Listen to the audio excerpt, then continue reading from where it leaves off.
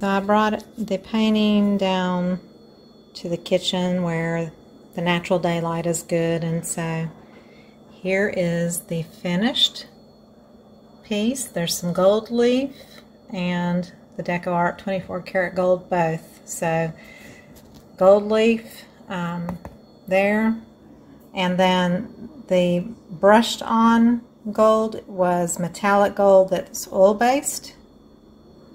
I'll include a picture of that after the painting. And then I used the typical ultra fine tip writer with the 24 karat gold for the raised areas. So as you can see, those are still some raised areas, which I like to do that. And some accents that make things more dimensional feeling.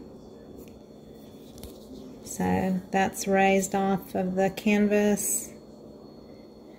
And then I'll put a nice glossy sealer over it to protect the oil-based paint and the gold leaf. I'll probably use a spray varnish. I won't put on a water-based varnish because I've got the oil-based paint that I brushed on, and you don't want to go over that with water-based acrylic varnish. So I am very pleased with this. I'm a peacock lover, and I hope that you really like it and enjoy watching the video. Thanks.